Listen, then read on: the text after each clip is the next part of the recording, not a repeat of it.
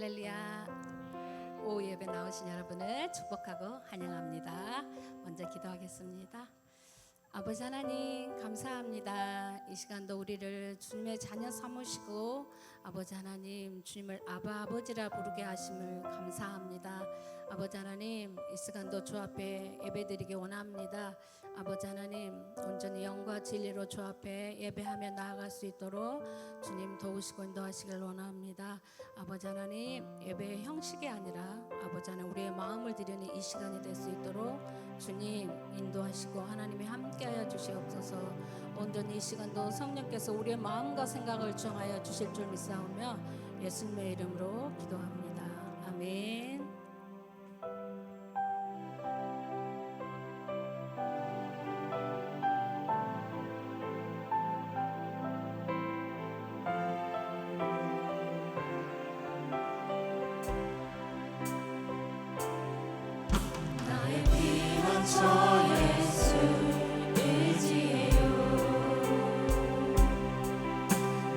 피난처 예수 의지해요.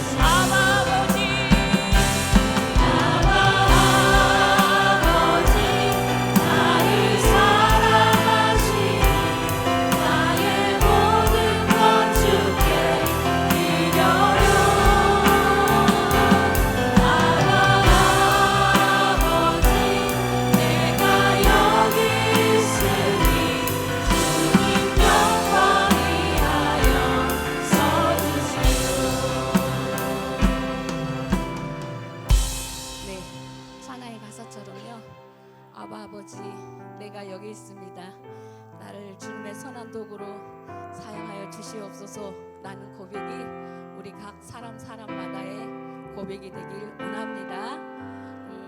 주님의 작은 일꾼으로 헌신하고 또 빛도 없이 또 보이지 않는 곳에서 주님의 선한 일들을 감당하는 많은 주의 성도들이 있을 줄 믿습니다. 우리 주님이 원하시는 것은 빛을 내고 앞에서 무언가 했다 하는 그런 의시됨이 아니라 보이지 않는 곳에서 보이는 곳에서 소리의 소문 없이 주님을 위하여 헌신하는 많은 주의 성도들을 우리 주님이 원하실 줄 믿습니다. 이 시간 우리가 다 같이 주여 한번 외치고요, 주님의 선한 청중이가 될 수 있도록 해달라고 한번 기도하겠습니다. 주여 한번 외치겠습니다. 주여! 아버지 하나님 감사합니다. 우리를 당신의 자녀 삼으시고 아버지 하나님 주님을 아버지라 부를 수 있도록 인도하시니 주님 감사합니다. 우리 각 사람에게 아버지 하나님 1달란트, 2달란트, 5달란트를 맡겨주셨습니다. 아버지 하나님 맡긴 대로 우리가 우리의 믿음대로 아버지 하나님 주의 주신 달란트를 온전히 믿음으로 감당할 수 있도록 주님 도우시고 인도하여 주시옵소서. 아버지 하나님 우리가 주의 자녀 삼아주셨사오니 아버지 하나님 그리스도를 향한 편대가 아버지 하나님 흔들리지 아니하고 유동치 아니하며 아버지 하나님 주님의 선한 청지기로 있을 믿음을 온전히 감당할 수 있도록 주여 도우시고 인도하여 주시옵소서. 이 시간도 하나님 주의 말씀 따라 아버지 하나님 간구하며 구하는 모든 자들에게 아버지 하나님 성령이 충만하며 아버지 하나님 우리에게 맡긴 일들을 믿음으로 기쁨으로 감사함으로 순종함으로 하나님 감당할 수 있도록 주여 인도하여 주시옵소서. 아버지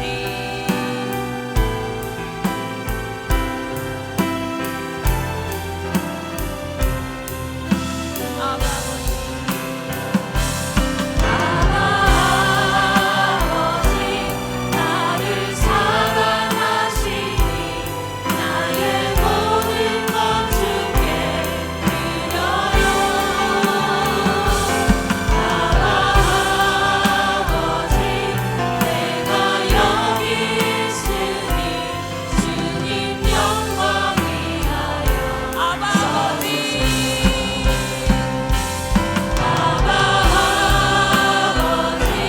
나를 사랑하시니 나의 모든 것 주께 드려요. 아버지 내가 여기 있으니 주님 영광 위하여 써주시오. 아멘. 이 찬양의 고백이 이 시간 우리의 고백이 되기 원합니다. 힘차게 박수하시면서 찬양할게요. 다 같이 일어서서 찬양할까요?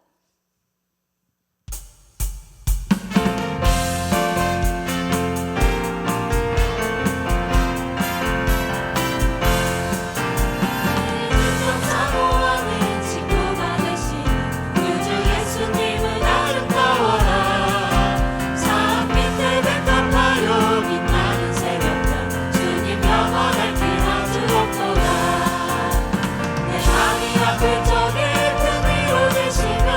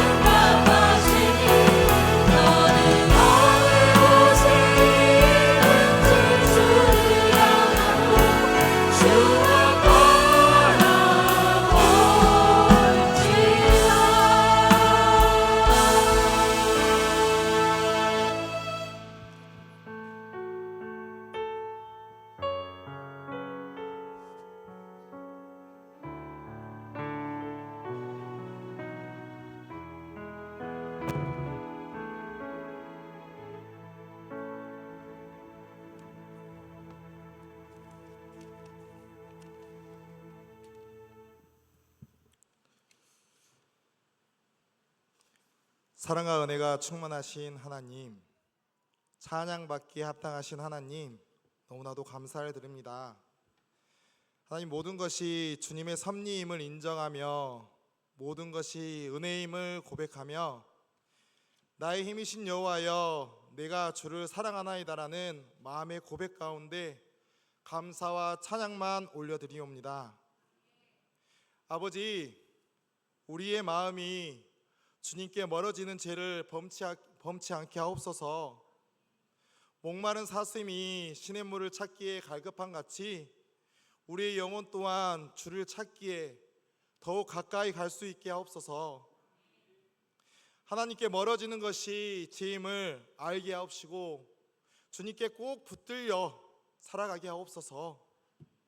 우리 삶에 우리를 내려놓고 성령님께서 도와주시고 이끌어 주시는 대로 하나님의 역사하심과 섭리 가운데 주님 뜻대로 살아가게 하옵소서. 우리를 사용하옵소서. 선한 사역 가운데 쓰여지게 하옵소서. 기도하게 하옵소서. 우리 송정 소망교회 제2대 목사님을 위해 전 성도가 기도하게 하시며 청빙 위원장님과 청빙 위원 장로님들의 눈과 귀를 열어주셔서 지혜와 총명, 재능과 모략의 영을 함께 하셔서 눈에 보이는 대로 심판하지 아니하고 귀에 들리는 대로 판단하지 않게 하셔서 성령님께서 이끌어 주시는 대로 역사하여 주옵소서. 라오스 선교 가운데 있는 우리 청년회 또한 의로우신 오른팔로 감싸 주시사 하나님의 역사하심을 은혜를 뜨겁게 체험하고 와서 우리 청년들이 영혼 구원에 열심을 다하는 청년들이 다 될 수 있게 하옵소서. 담임 목사님과 모든 교육자들에게 영육간의 강건함을 더하여 주시고 우리 교회가 말씀과 기도와 찬양에 든든히 서게 하옵소서. 말씀 전하실 조성재 전도사님께 뜨겁게 역사하셔서 놀라운 말씀 가운데 아멘으로 화답하게 하옵소서. 예배를 마친 상 가운데에도 찬양의 고백을 이어가며 모든 일 가운데 하나님께 영광 돌리게 하옵소서. 이 모든 것 살아서 역사하시는 예수님 이름으로 기도합니다. 아멘.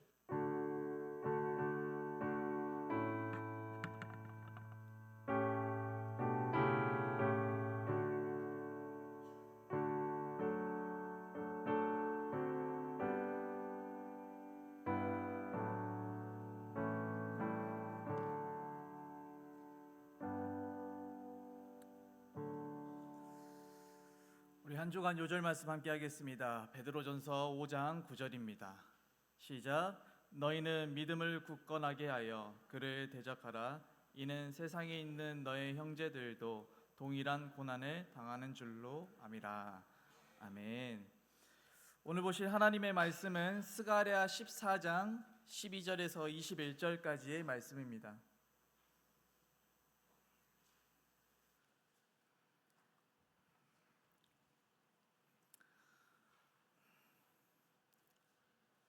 스가랴 14장 12절에서 21절까지의 말씀, 우리 구약 성경 1325페이지입니다.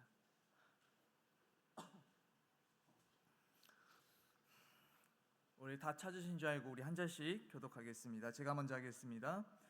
예루살렘을 친 모든 백성에게 여호와께서 내리실 재앙은 이러하니 곧 섰을 때에 그들의 살이 썩으며 그들의 눈동자가 눈구멍 속에서 썩으며 그들의 혀가 입 속에서 썩을 것이요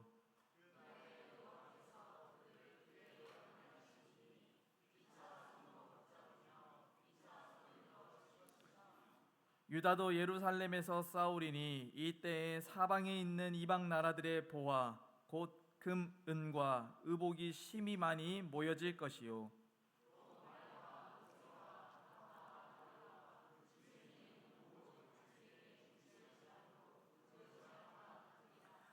예루살렘을 치러 왔던 이방 나라들 중에 남은 자가 해마다 올라와서 그 왕 만군의 여호와께 경배하며 초막절을 지킬 것이라.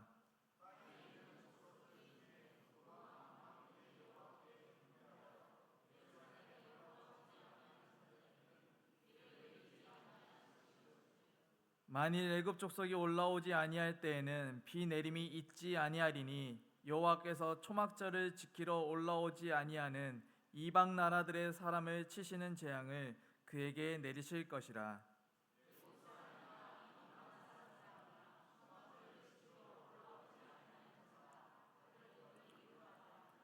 그 날에는 말방울에까지 여호와께 성결이라 기록될 것이라. 여호와의 전에 있는 모든 솥이 제단 앞 주발과 다름이 없을 것이니 예루살렘과 유다의 모든 솥이 만군의 여호와의 성물이 될 것인즉 제사 드리는 자가 와서 이 솥을 가져다가 그것으로 고기를 삶으리라. 그날에는 만군의 여호와의 전에 가나안 사람이 다시 있지 아니하리라. 아멘. 감사합니다. 오늘은 은혜 예수를 통해 연장하라라는 말씀 제목으로 함께 말씀을 살펴보길 원합니다. 혹시 여러분께서는 이유를 알 수 없는 이 눈물과 은혜의 자리를 기억하고 계십니까?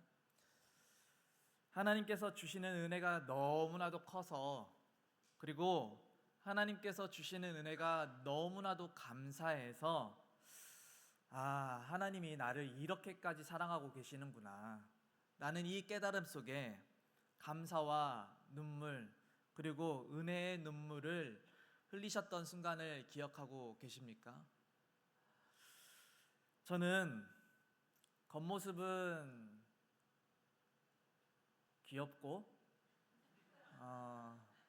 착하고 선해 보이지만 학창 시절에 참 많은 방황을 했습니다. 지금도 사실 부끄러운 과거라서 여기까지밖에 말씀을 못 드리지만, 노는 게 좋았고 해보고 싶은 것은 무조건 해봐야 하는 스타일이었고, 특히 이제 공부를 잘하는 형과 공부를 잘하지 못하는 본인과 비교를 자꾸 당하다 보니까 삐뚤어져서 사고를 아주 많이 치면서 살아왔습니다. 그래서인지 늘 마음속에 사랑받고 싶다, 나도 인정받고 싶다, 이런 마음이 있었던 것 같습니다. 그러던 중에 이제 매년마다 다음 세대들이 가는 여름, 겨울 사역이 있지 않습니까? 이제 겨울 캠프에서 이제 찬양을 이렇게 부르는데, 그 순간 이제 저는 무너져 내리듯이 막 눈물을 쏟아내렸습니다. 지금도 너무나도 생생하게 그 순간과 그 시간이 너무나도 기억이 잘 나는데, 그때 불렀던 찬양이 어떤 찬양이었냐면 너는 내 아들이라 오늘날 내가 너를 낳았도다, 이 찬양이었습니다. 그때 저는 깨달았습니다. 하나님께서 나를 이렇게까지 사랑하시는구나, 하나님이 나를 이렇게까지 응원해 주시고 나를 인정해 주시고 나를 사랑해 주시는구나 라는 것을 그때에 알게 되었습니다. 그래서 그 은혜와 감사 때문에 밤새도록 울면서 기도했던 순간이 있습니다. 아마 여러분들도 다 이런 은혜의 순간들이 있으실 겁니다. 눈물로 고백했던 자리, 감사로 충만했던 순간, 하나님이 나를 사랑하신다라는 이 감격 속에 빠져서 가득해서 너무나도 순간순간마다 행복이 넘쳤던 그 순간, 다들 있을 것입니다. 그런데 문제는 무엇이냐면, 그때의 감격과 감사와 사랑이 지금은 어디론가 사라져 버릴 때가 많이 있다라는 것이죠. 무슨 말이냐면, 분명 하나님께서는 살아계시고 지금도 역사하시고 늘 우리에게 은혜를 부어주십니다. 그 은혜가 영원하며 매일같이 새롭게 우리를 세워주실 것이라고 우리는 믿고 알고 있습니다. 그런데 우리가 바쁘디 바쁜 일상생활을 살아가다 보니 하루하루를 버티다시피 하루하루를 살아가다 보니 어느 순간 그 은혜가 희미해져 버릴 때가 있다라는 것이죠. 신앙생활을 오래 하다 보면 더욱더 그렇습니다. 처음에는 가슴 뛰던 예배였는데 이제는 습관처럼 뛰고 있고, 기도는 감격이 아니라 의무가 되어 있으며, 말씀은 아무리 읽어도 감동이 사라지고, 봉사는 기쁨이 아니라 내게 부담으로 다가올 때, 처음엔 심장이 두근거리면서 했던 일들이었는데 어느 순간 습관과 의무로만 남아있을 때가 종종 있다라는 것이죠. 그렇다면 왜 우리는 받은 은혜와 감격이 사라지고 처음 가졌던 뜨거운 이 신앙이 식어버리는 걸까요? 저는 그 이유를 이렇게 딱 이야기하고 싶습니다. 바로 우리의 시선이 지금이라는 것에 머물러 있기 때문입니다. 바로 우리의 시선이 현실이라는 곳에 머물러 있기 때문이죠. 오늘 우리가 읽었던 스가랴의 배경은 이러합니다. 이스라엘은 바벨론에게 포로로 이렇게 끌려갔습니다. 그런데 시간이 흐르고 흘러서 이제 바벨론이 페르시아 제국에게 무너지고 이제는 페르시아가 세상을 다스리는 그 시국이 되었습니다. 그리고 그곳에서 포로 생활을, 식민 생활을 하고 있던 이스라엘 백성들에게 페르시아 왕이 이제 너희들 이제 고향으로 돌아가라고 말씀하죠. 생각해 보십시오. 그 순간 이 고레스 왕이 이스라엘 백성들을 향해서 이제 돌아가도 된다라고 했던 이 순간, 이스라엘 백성들은요, 예레미야 선지자를 통해서 주셨던 그 하나님의 약속이 있었습니다. 그게 무엇입니까? 70년이 차면 너희를 돌아오게 하겠다라는 하나님의 약속이었습니다. 고레스 왕이 이제 너희들 돌아가도 돼 라고 했을 때 이스라엘 백성들이 그 하나님의 약속을 떠올렸을 것입니다.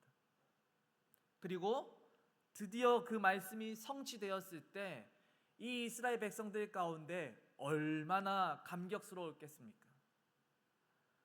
하나님의 약속이 이루어졌을 뿐만 아니라 내가 다시 고향으로 돌아갈 수 있고, 식민 생활에서 벗어날 수 있고, 노예 생활에서 내가 이제 해방될 수 있다라는 것만으로도 너무나도 큰 감격인데, 하나님께서 진짜 70년이 되니 나를 이 약속에 잊지 않고 이루어 주시는구나 라는 것을 깨달았을 때 얼마나 큰 감격이 있었겠습니까? 그런데 막상 돌아와 보니까 현실이 너무나도 달랐습니다. 땅은 황폐합니다. 먹을 것은 없고 삶은 고단했습니다. 이뿐만 아니라 예루살렘이 비어있는 이 틈을 타서 다 그곳에 들어와 살고 있던 이 사마리아 사람들이 마치 그곳이 자기네들 땅인 것처럼 행세하고 있었다라는 거예요. 심지어는 페르시아에게 가가지고 이스라엘 백성들이 우리 땅을 뺏으려고 합니다. 방해를 합니다.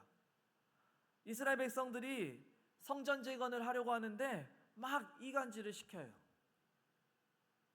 거기에 더 나아가서 이스라엘 백성들 안에서 불평이 터져 나오기 시작합니다. 처음엔 감격이었지만 환경과 상황과 요건이 내가 상상했던, 처음 감격받았던 그 모습이 아니라, 우리가 하나님을 잘 섬기면 되는 줄 알았는데, 우리가 하나님을 잘 섬기면 잘 먹고 잘 살 줄 알았는데 아무 소용이 없다라고 하면서 이스라엘 백성들 가운데 불평 불만이 막 쏟아져 나옵니다. 결국 어떻게 되었습니까? 70년 포로 생활을 끝내주신 하나님의 은혜, 다시 고향으로 돌아오게 하신 그 하나님의 은혜, 성전을 재건할 수 있도록 인도해 주신 그 하나님의 은혜, 그 뜨겁던 감격들이 이스라엘 백성들이 앞에 마주한 현실과 지금이라는 벽 앞에서 다 사라져 버렸다라는 거죠. 그리고 결국은 성전 재건은 멈춰버렸고 무려 20년 동안이나 그곳은 그대로 방치되어 있습니다. 성도 여러분, 이스라엘 백성들의 이 모습이 낯설지 않지 않습니까? 하나님께서 분명 은혜를 주셨는데 눈앞의 현실 때문에 그 은혜를 다 잊어버리고 감격과 감사 대신 불평과 낙심을 찾아다니는 이 이스라엘 백성들의 모습, 사실 어쩌면 바로 이 모습이 우리의 모습이기도 합니다. 우리도 분명 하나님께 받은 은혜가 너무나도 많습니다. 셀 수 없을 정도로 너무나도 많습니다. 눈물로 기도하던 자리, 하나님이 내게 말씀하시던 자리, 풍족한 감사가 넘쳤던 은혜의 순간들이 분명 우리에게 한두 번이 아니라 수천, 수만 가지의 일이 있었다라는 거예요. 그런데 시간이 지나고 현실이 다가오면서 지금의 문제와 그 걱정 속에서 그 은혜가 점점 희미해지고 잊혀질 때가 있다라는 것입니다. 그래서 오늘 우리가 읽은 스가랴 14장 12절에서 21절까지의 말씀은 우리에게 이렇게 말씀하고 있습니다. 현실이라는 상황에, 지금이라는 현재에 제발 머물러 있지 않고 오직 예수님을 바라보라. 하나님은 우리와 함께 하시고, 그러니 제발 눈을 보이는 그 성전만 그리워하면서, 예전의 과거에만 그리워하면서 바라보는 것이 아니라 오실 예수님을 기대하며 보이지 않는 성전, 다시 하나님께서 재건해 주실 그 성전, 그 성전을 내 마음을 지키고 내 믿음을 지키며 주님을 바라보라, 주님을 향해 힘쓰라 라고 오늘 말씀은 우리에게 말씀하고 있다라는 거예요. 스가랴는 단순히 눈에 보이는 성전 재건에 초점을 맞추지 않고, 보이지 않고 우리 마음의 믿음의 성전 재건에 초점을 맞추며 은혜를 제발 회복하라 라고 말씀하고 있다라는 사실입니다. 그래서 오늘은 우리 두 가지의 포인트를 한번 살펴보려고 하는데요. 첫 번째 포인트는 16절, 18절, 19절에서 계속해서 반복되어지고 있는 초막절이라는 것을 한번 살펴보도록 하겠습니다. 스가랴가 강조한 절기가 바로 초막절입니다.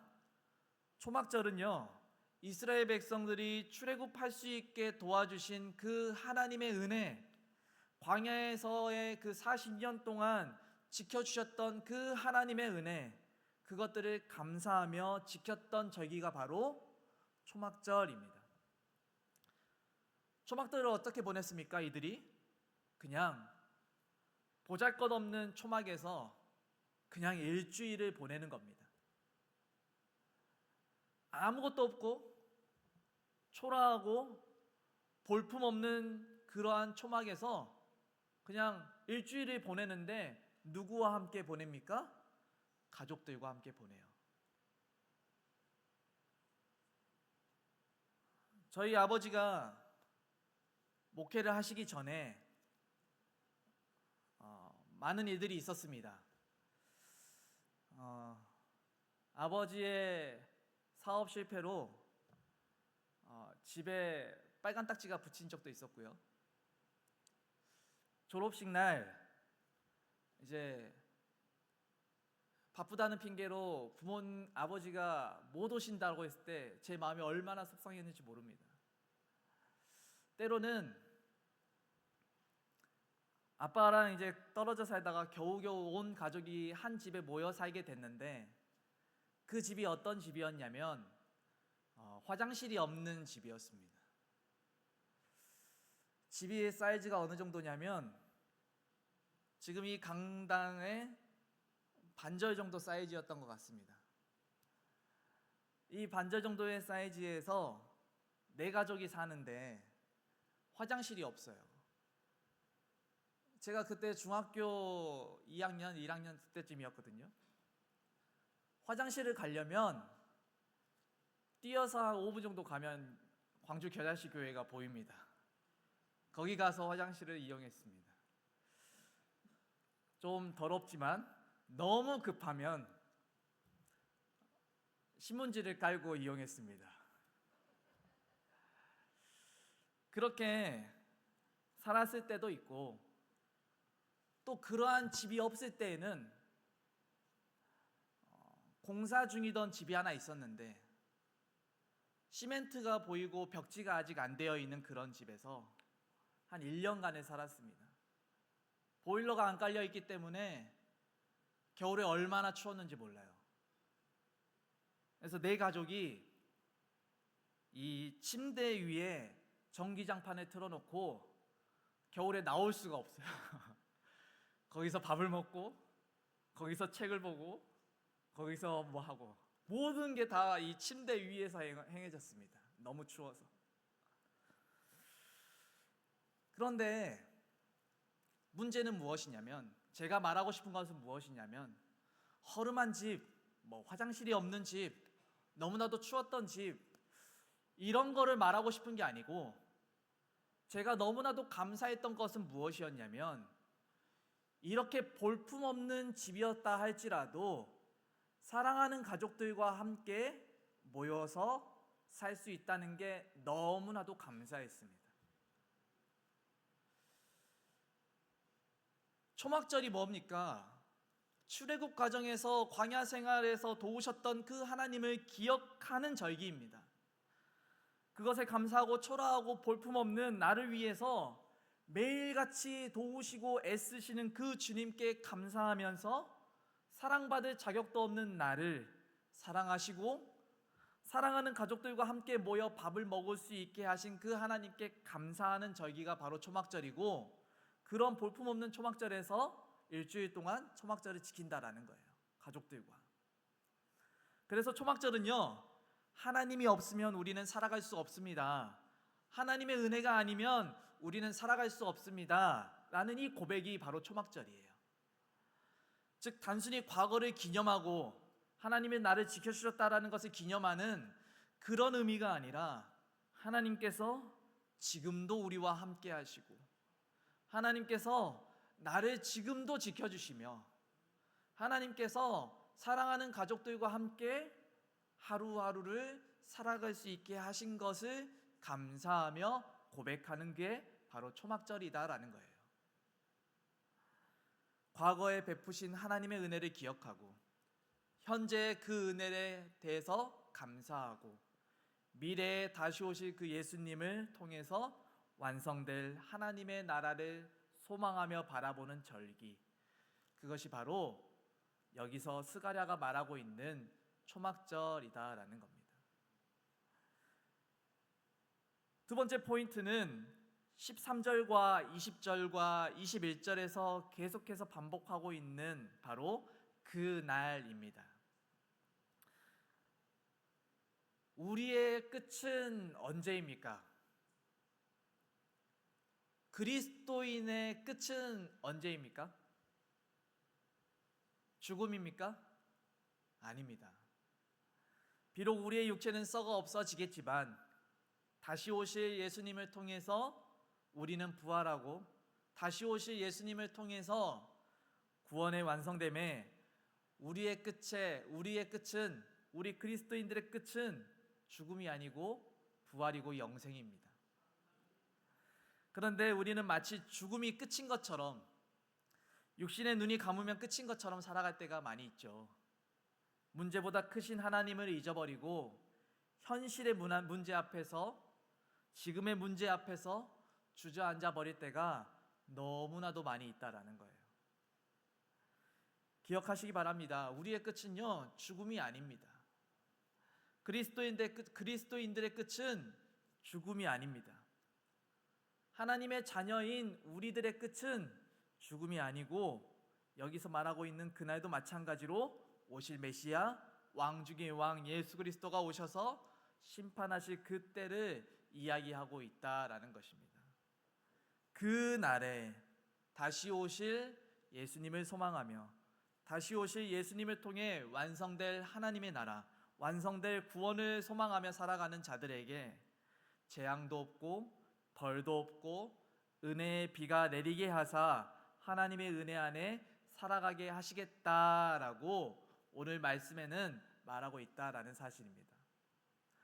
그래서 스가랴는 이렇게 말합니다. 너희는 지금 눈앞의 현실 때문에 은혜를 잊지 말아라. 앞으로의 완성될 은혜, 다시 오실 주님을 제발 좀 바라봐라. 여러분, 우리가 은혜를 잊은 이유가 도대체 무엇입니까? 앞에서 말했듯이 시선이 지금이라는 곳에 머물러 있기 때문에, 우리의 시선이 현실이라는 곳에 머물러 있기 때문에 그렇습니다.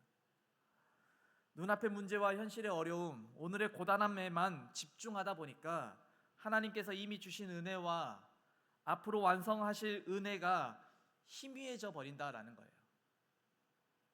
그런데 성경은 우리에게 이렇게 권면합니다. 시선을 지금에 두지 말고 다시 오실 예수님께 두어라. 그분을 바라볼 때 우리는 받은 은혜를 기억하고 앞으로의 올 은혜를 소망하며 살아갈 수 있다라고 말입니다. 바울도 골로새서 3장에서 이렇게 말씀합니다. 그러므로 너희가 그리스도와 함께 다시 살리심을 받았으면 위의 것을 찾으라. 거기는 그리스도께서 하나님 우편에 앉아 계시느니라 라고 합니다. 우리의 신앙의 실증의 권태는 지금만 바라보는 눈, 현실만 바라보는 눈 때문에 옵니다. 그러나 다시 오실 주님을 바라보는 그리스도인의 현재의 실증을 이기는 힘을 믿습니다. 그리고 초막절을 기억하는 이스라엘 백성들처럼 우리도 하나님의 은혜의 자리, 감사의 자리를 다시 기억해야 할 줄로 믿습니다. 광야의 그 초라한 초막 속에서도 하나님은 함께 하셨듯이 지금의 삶이 초라해 보이고 힘겨워도 그 자리에 하나님이 분명히 계신다라는 것을 기억하며 주님 바라보며 나아가는 저와 여러분들이 되었으면 좋겠습니다. 말씀을 맺겠습니다. 어느 한 목사님께서 청년들과 함께 해외에 있는 오지로 선교를 나가게 되었습니다. 선교지의 밤에 도착해서 이제 숙소를 가기 위해서 천장이 없는 이런 지프 같은 차 있잖아요. 그 차를 타고 이제 비포장도로를 달리기 시작했습니다. 쿵쾅쿵쾅쿵쾅 거리는데 막 허리가 아프고 엉덩이가 아프고 얼마나 힘들었는지 모른다고 합니다. 그런데 그 불평불만하던 그 순간에 하늘을 보니까 무엇이 있었냐면 너무나도 예쁜 별들이 떠 있었다라는 거예요. 오지다 보니까 더 별들이 밝게 보였고 더 별들이 반짝반짝하게 보여서 너무나도 감사했고 살아계신 하나님을 다시 한번 경험했다라고 합니다. 그런데 문제는 무엇이냐면 그렇게 오지를 달리다가 도심 가까이에 오니까 가로등이 중간중간 있는 거예요. 하늘을 바라보면서 달리고 있는데 가로등이 눈앞을 지나갈 때마다 그 가로등의 불빛 때문에 하늘의 별이 보이지 않는다라는 겁니다. 우리의 삶이 그렇지 않습니까? 하나님께서는 여전히 하늘 위에 계십니다. 하늘의 별처럼 여전히 살아계십니다. 우리를 향해서 반짝반짝 비추시고 계십니다. 그런데 우리는 무엇 때문에 그 별을 보지 못합니까? 지금 당장 보이는 가로등 때문에, 지금이라는 현실이라는 벽 때문에 그 하나님께서 만드시고 창조하신 아름다운 결과물들을 우리가 보지 못하고 살아갈 때가 있다라는 거예요. 오늘 이 시간 우리가 다시 믿음으로 회복하길 원합니다. 내가 처음에 누렸던 그 믿음의 감격, 그 믿음의 감사, 주님께서 내게 허락하셨던 은혜의 자리를 다시 회복해서 내 눈앞에 어떤 지금과 현실이 온다 할지라도, 내 눈앞에 어떠한 빛나는 가로등이 내 눈앞을 가린다 할지라도 그것에 현혹되지 않고 오직 주님만을 바라보며 달려가는 저와 여러분들의 삶이 되었으면 좋겠습니다. 기도하